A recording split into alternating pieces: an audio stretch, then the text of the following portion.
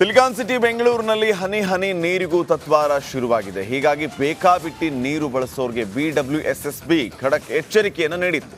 ಸದ್ಯ ಕಾವೇರಿ ನೀರಿನಿಂದ car wash ಮಾಡಿದವರ ವಿರುದ್ಧ ದಂಡಂ ದಶಗುಣಂ ಸೂತ್ರ ಅನುಸರಿಸಿದರೆ ಇತ್ತ ಅಪಾರ್ಟ್ಮೆಂಟ್ಗಳಿಗೆ ನ್ಯೂ ರೂಲ್ಸ್ ಜಾರಿ ಮಾಡಿದೆ. ಈ ಬಗ್ಗೆ ಇಲ್ಲಿದೆ ಒಂದು ವಿಶೇಷ ವರದಿ.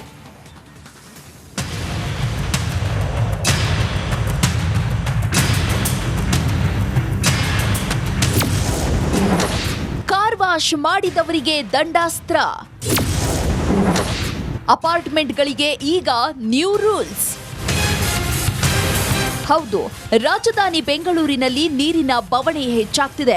ಅದರಲ್ಲೂ ಸಿಟಿ ಜನ ಕಾವೇರಿ ನೀರನ್ನ ಕಾರ್ ವಾಶ್, ಹೂತೋಟಕ್ಕೆ, ಗಾರ್ಡನ್ ಬಳಕೆಗೆ ಬೇಕಾಬಿಟ್ಟಿಯಾಗಿ ಬಳಕೆ ಮಾಡ್ತಿದ್ರು. ಹೀಗಾಗಿ BWSSB ಹೊಸ ರೂಲ್ಸ್ ಜಾರಿಗೆ ತಂದಿದ್ದು, ಒಂದೊಮ್ಮೆ ರೂಲ್ಸ್ ಬ್ರೇಕ್ ಮಾಡಿದ್ರೆ ದಂಡಾಸ್ತ್ರದ ಬಗ್ಗೆ ಎಚ್ಚರಿಕೆ ನೀಡಿತ್ತು. ಇದೀಗ ರೂಲ್ಸ್ ಬ್ರೇಕ್ ಮಾಡಿದ ಇಬ್ಬರಿಗೆ ದಂಡ ವಿಧಿಸಿ ಖಡಕ್ ಎಚ್ಚರಿಕೆ ನೀಡಿದೆ.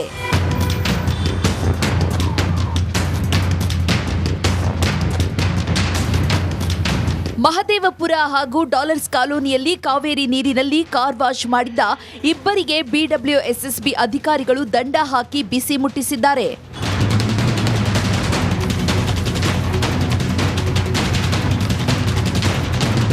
ಇತ್ತ ಬೆಂಗಳೂರಿನಲ್ಲಿ ಅಪಾರ್ಟ್ಮೆಂಟ್ಗಳಿಗೂ BWSSB ಹೊಸ ರೂಲ್ಸ್ ತಂದಿದೆ.